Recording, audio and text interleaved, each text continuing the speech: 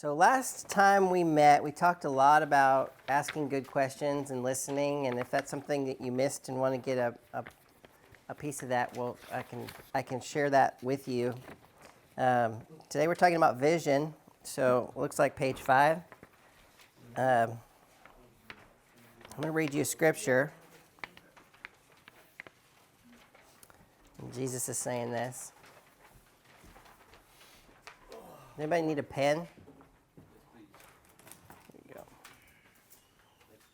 Yep. Do not lay up for yourselves treasures on earth, where moth and rust destroy, and where thieves break in and steal.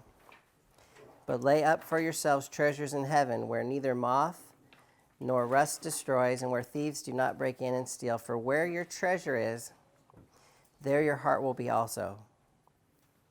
The eye is the lamp of the body, so if your eye is healthy, your whole body will be full of light.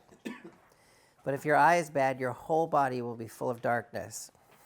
If then the light in you is darkness, how great is that darkness?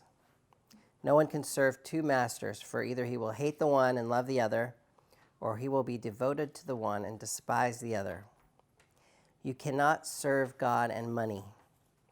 Therefore, I tell you, do not be anxious about your life, what you will eat or what you will drink, nor about your body, what you will put on. Is not life more than food, and the body more than clothing? Therefore, do not be anxious about tomorrow, for tomorrow will be anxious for itself. Sufficient for the day is its own trouble. So today we're talking about vision. Vision starts with you, and then it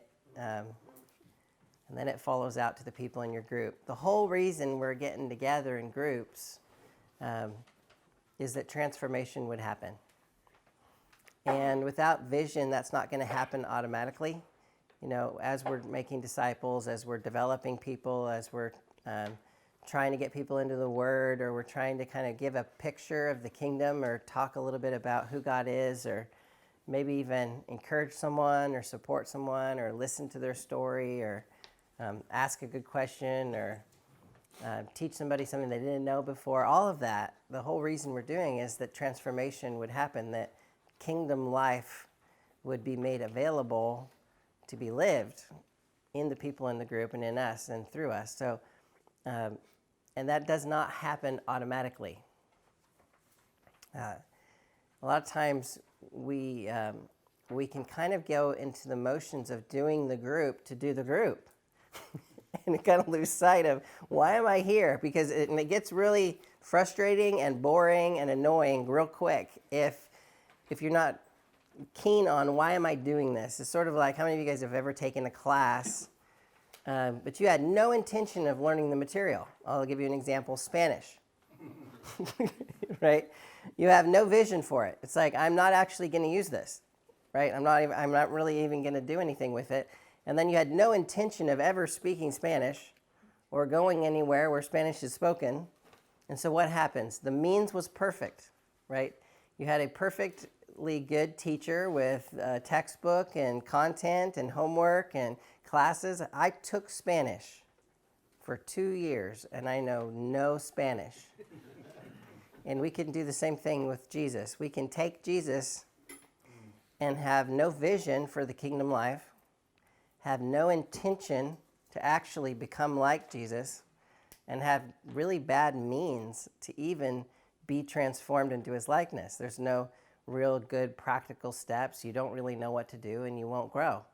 So each one of these pieces is important, and so that's what we're going to talk about. And if you go ahead and just turn the page, it says VIM, vision, intention, and means. So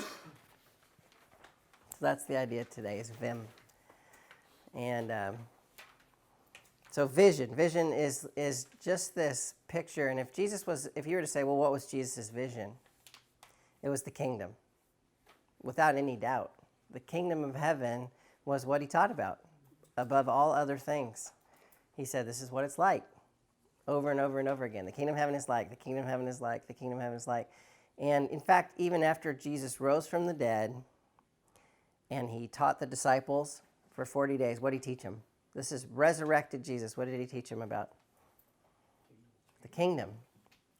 And you say, well, obviously this is significant, right? The kingdom was the thing that Jesus wanted us to have a vision for. The kingdom is the thing he wanted us to understand. And the kingdom is not how we think. It's not how we look at the world, and it is not natural. Like when you say the last will be first, right, and the first will be last, you can just stop there and say, is that how we live?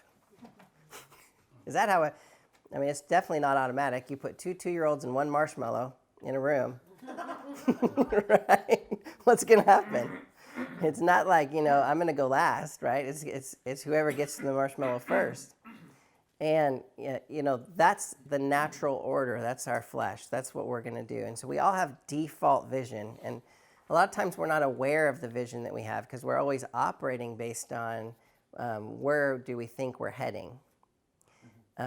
So your vision isn't always obvious to you. And what I think is one of the coolest things in a home group is learning what people's vision is. Because it's interesting.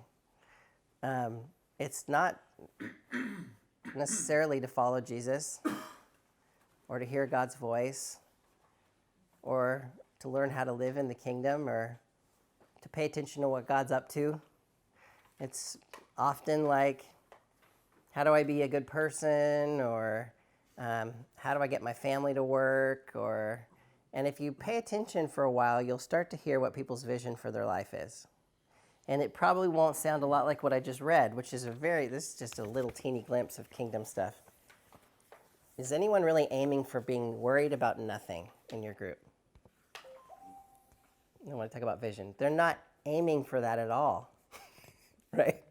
They're saying, I am anxious about a million things, but I shouldn't be, right? So that kind of reveals what their vision is. Is their vision to actually never be worried about anything?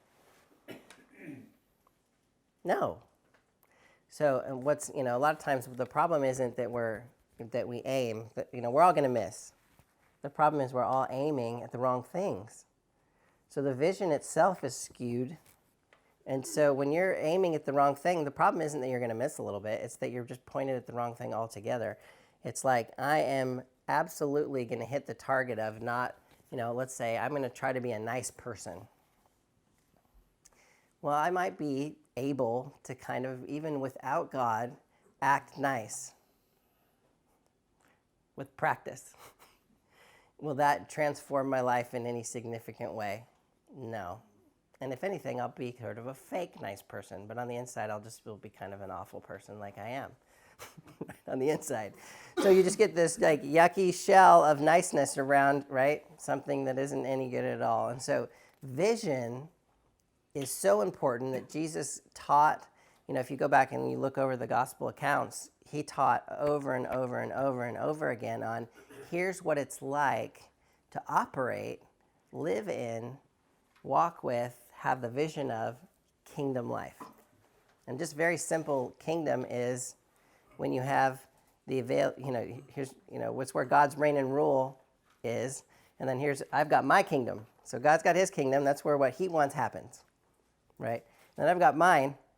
And this is where what I want happens. And then where those two overlap, where God and I are both working on anything, that's all the stuff that's going on that matters, right? Seek first the kingdom. That's what that means. So seek first the kingdom is just what's God doing? And am I on his team or am I on my team trying to make my world happen? And so vision is probably where most people go wrong. And I think that we have a lot of what I would say is called anti-vision. So I want you to listen for this in your group. Where people will say, I just don't want to be so stressed out. So they want to not be stressed out. So what's their vision? To not be stressed out. Yeah, right. And so what are they aiming for? To eliminate stresses. To get rid of stress. What is the most stressful thing to do? Eliminate stress. To try to eliminate stress. What would you have to do to eliminate stress? Be more stressed. Die, right? And be a lot more stressed. Like there's a cost to making the transformations possible that, for instance, would be much better vision to say, I want to have a life that's full of peace, let's say. Or I want to be, in the midst of stress, courageous. Or I want to be available in the midst of the storm to anybody that's struggling. Like, no matter what's going on with me, I want to have my eyes open to see other people and what's going on with them. Those are visions you can actually shoot for with the power of God behind it and see amazing things happen. Anti-vision you can't do. It's sort of like I see this a lot with I want to not, people aiming for not being their dad. And we all do this a little bit. They're like, there's something about your parents, pick one, that you really hate, or something you just really don't like about them, and you're going to try to do the opposite. And so you're going to go, I'm going to not be that. So I'll give you an example for me. I'm going to not be controlling. I don't like that. I did not like that. So I'm going to be not controlling. And so how do I do that? Control for not being controlling. Yeah, be super controlling. Right? And you can't imagine the shock when I realized the harder I try to not be controlling, the more controlling I am. So then you say, wow, when you shoot for not, what I would say not vision, or aiming for something to not do it, so that people will point out all kinds of not visions if you listen for them. And one amazing reframe that you can do as a leader is reframe their not vision into real vision into the kingdom. You can say, what it sounds like to me is you really want God's peace in your home. And it's like, but that's not what they were shooting for at all, right? What actually brings peace? Jesus. Yeah, Jesus. So then it's sort of like, well, if you're aiming to not be stressed, you might aim for all kinds of weird things. But if you're aiming for Jesus or spending time with Jesus, you might see more peace. And this, what it does is it reframes and then gives you what am I actually shooting for here? And since everybody's aiming for all kinds of different things, and we're not making this stuff up, this is just the stuff Jesus said. We're not inventing vision for people. It's sort of like, I have come that you might have life and that you might have it to the fullest, right? Jesus wants us to have radical new life in the kingdom, and he wants us to help other people have that kind of life too.